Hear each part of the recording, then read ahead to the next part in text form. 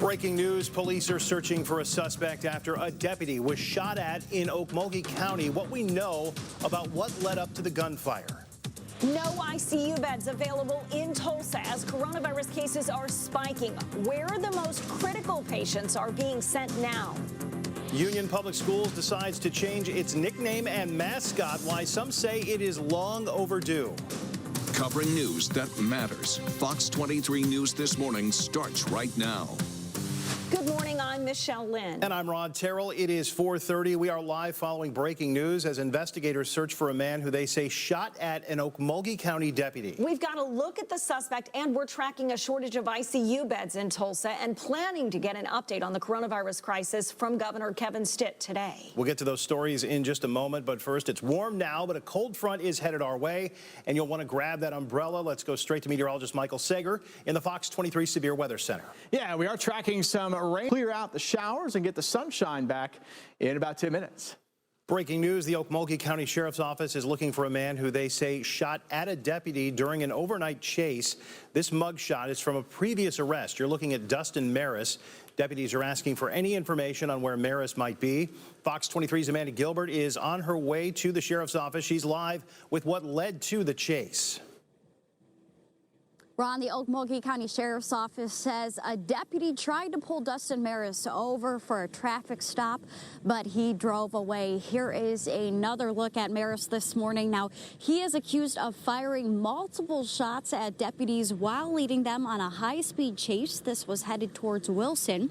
This all happened after 10:45 last night. Deputies say Maris eventually crashed near Wilson Road and Honey Creek Road, and he then ran away. At last check, they are still looking for him this morning. Amanda, what was the suspect last seen wearing? Ron, we know the suspect was last seen wearing a gray T-shirt and jeans, and he's described as being around 5 feet and 6 inches. The deputies are asking anyone for help with this investigation. My photographer and I are on our way to the Sheriff's Office, so we'll have more details and information about who else is helping with this investigation in the next 30 minutes. Covering news that matters, I'm Amanda Gilbert, Fox 23 News. Our coverage turns now to the latest impacts of COVID-19 across Oklahoma. Here's a look at the most recent numbers from the State Department of Health. Nearly 2,200 new cases were announced Monday. That's the second highest daily case total we've had.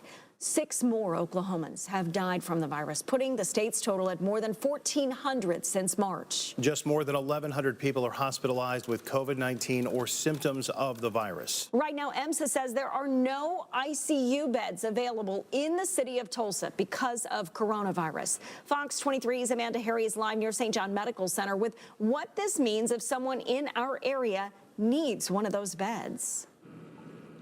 Michelle, EMSA says that the next patient in the city of Tulsa that needs an ICU bed will have to go outside of the city limits to another hospital within the county. The state health commissioner and state epidemiologists say they are not recommending Governor Stitt order a statewide mask mandate. The governor says he believes that should be left to personal responsibility. And nothing has changed, even though more people are being infected in Oklahoma than we've ever seen. Health Commissioner Dr. Lance Fry encourages mask compliance, but says he doesn't believe a mask mandate would be enforceable. Happening today, Governor Stitt and other state leaders are scheduled to provide an update on the state's latest response to the surging cases of COVID-19. The governor is expected to be joined by State Health Commissioner Dr. Lance Fry. This follows a record number of reported infections in Oklahoma over the weekend. The update will happen today at 2 p.m. Thursday, we are expecting an update on the local response to Tulsa to surging COVID cases. The latest numbers show 2,895 active cases in Tulsa County. Thursday's news conference is scheduled for 12:15.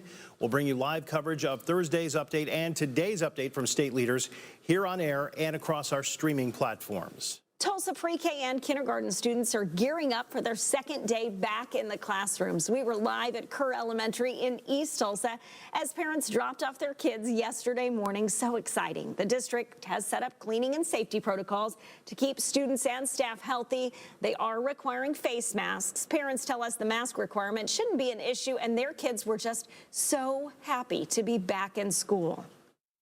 He was excited to meet new friends, excited to be in class, excited about wearing his mask, so he's pretty excited about it. The pre-K and kindergarten students go to class 4 days a week, with Wednesdays being virtual learning days. We've told you this. First through third graders return to classrooms on Monday. The district says it's dealing with a shortage of full-time and substitute teachers right now. Lots of kids are in distance learning across Green Country. We told you Broken Arrow and Bixby 9th through 12th graders moved to distance learning for the next 2 weeks. So did students at Bixby's North Elementary. Centennial and Sequoia middle schoolers in Broken Arrow are distance learning through November 20th. Both districts have the week of Thanksgiving off. In Collinsville, Harold Lower Elementary, which is for first and second graders, pivoted to distance learning this week. At 4:37 new this morning, Tulsa police arrested a driver in a stolen car. It all went down around 2 this morning. Look at the scene near Apache and Harvard. Police say all it took was a flash of their lights for the driver to bail out of the car, but he didn't make it far.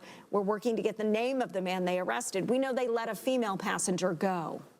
We're hearing from the family of a man who was shot and killed outside a South Tulsa club Halloween morning. This is a picture of 28-year-old Sean Miller.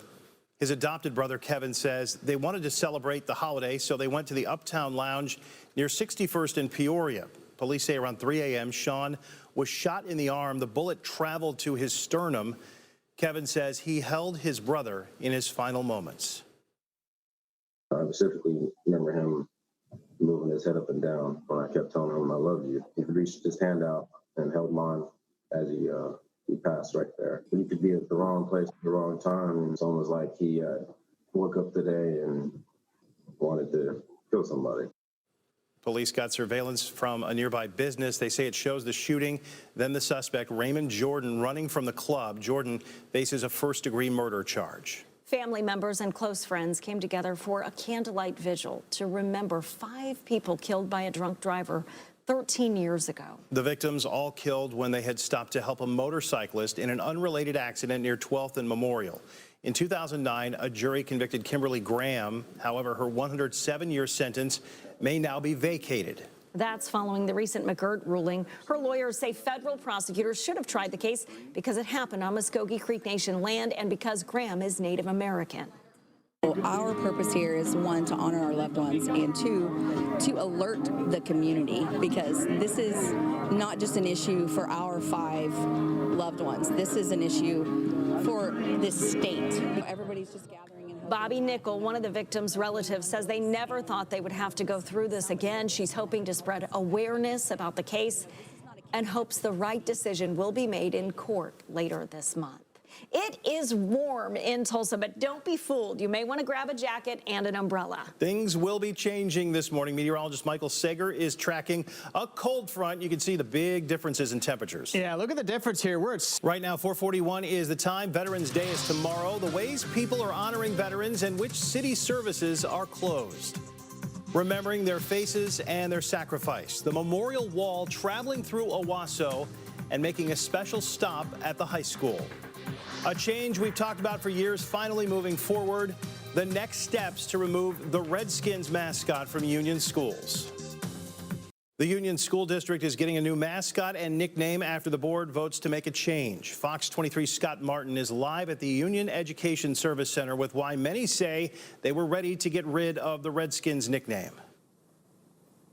Yeah, Ron, well, a committee made up of alumni, students, and teachers, they say the mascot isn't inclusive. What the next steps are as far as getting a new mascot. We're live in South Tulsa this morning covering News That Matters. I'm Scott Martin, Fox 23 News. Tulsa fire investigators are looking into 2 suspicious house fires. We were live on the scene near Pine and Utica right here yesterday morning. A woman and her 2 children were in this home. Just 15 minutes later, near Apache and Lewis, a vacant house burned. Investigators believe the first fire started in the garage of the home, and they believe it was intentionally set. There was a random dude in our yard. I don't know what he was doing. He was suspicious. If you've got any information about either fire, investigators are asking you to call the arson hotline. That number's on your screen, 918-596-2776. Patriot Guard riders escorted a photographic war memorial called Remember the Fallen at Owasso High School. It's part of a week-long celebration of veterans across the community. All Owasso High School students will have a chance to view the pictures of fallen heroes. Tomorrow, the high school will also host a Veterans Appreciation Rally at the football field starting at 6 p.m. So we have a lot of groups that we brought together just to make this a special occasion so we can remember our veterans, those that are with us and those that have fallen all together, and just show them how much we care about them here in Owasso. The display will also be open from 10 to 6 Saturday and Sunday. Fantastic that they are doing that for Veterans Day tomorrow. Yeah, that's really cool. Right now, 4:47, and we have some cold temperatures on the way and some rain. Things are going to be changing. We've had such a nice last few days in terms of the weather, and that's going to kind of go kaput. Yeah, did you bring your umbrella with you, Ron? I know the answer. I didn't bring my umbrella or my jacket. I'm shooting a story outside, and I'm not going to be happy later this morning, all because of meteorologist Michael Sager. Just teasing. I don't blame you. Were you not paying attention yesterday? I warned you. I gave you a heads up. No, it is going to be a little cooler for us as we go into the app. Latest update on Fox 23 Doppler radar in about 10 minutes. 4:50 is the time of crazy crime in Tulsa, where investigators say a man tried to steal a fire truck. A slap caught on camera. What an Owasso family wants to change after a home health nurse slapped their daughter. A plane from World War II will be in Tulsa when you can check out a piece of history. This week in Tulsa, the World War II airborne demonstration team will show off an old DC-3 called the Wildcat in the air and at the Tulsa Air and Space Museum. The transport plane was originally built by the Douglas Aircraft Company in 1941, then requisitioned by the U.S. military and used in the war effort during World War II. Since 2008, it's been with the demonstration team, offering a replicated training experience and an opportunity to relive history. This particular airplane was in the United States during World War II. Never left the country. It used to cargo and troops around the country towards the end of the war. The DC-3 will be up in the air for the Tulsa Veterans Day Parade tomorrow at 11 a.m. It will fly for about an hour. It'll also be on display through Thursday at the Tulsa Air and Space Museum. So cool. What a neat thing to get to see, and what a great way to honor Veterans Day. Always love to see those in the air. Muskogee has their Veterans Day Parade tomorrow. It's happening at 11 a.m. at the new City Park, Depot Green. It's expected to last around 45 minutes. All Muskogee County veterans present will be eligible to get a special medal honoring their service to our country. In Creek County, instead of a traditional Veterans Day assembly, the Kellyville FFA will lay a wreath at the Kellyville Veterans Memorial. The ceremony will be held at 11:11 a.m. At noon, members will hand out meals to go to local veterans. A reminder for Veterans Day tomorrow, the city of Tulsa says City Hall, Municipal Court, and other city facilities will be closed. The animal welfare shelter and recreation centers are closed as well. City parks, outdoor facilities will all be open, along with the Tulsa Zoo and Mohawk Park, along with Page Belcher Golf Course. Trash service will operate as usual, and Tulsa Transit will still run its regular bus schedule. Right now, 4:55 the time. No more ICU beds are available in Tulsa hospitals. What this means for patients who may need them. Breaking news, an active search right now for a suspected shooter. What deputies say led up to shots being fired at one of their own. Live look outside, right over I-44 in downtown Tulsa. Some clouds filtering through, and who is dealing with some rain as you are heading out for your Tuesday morning drive in about 3 minutes.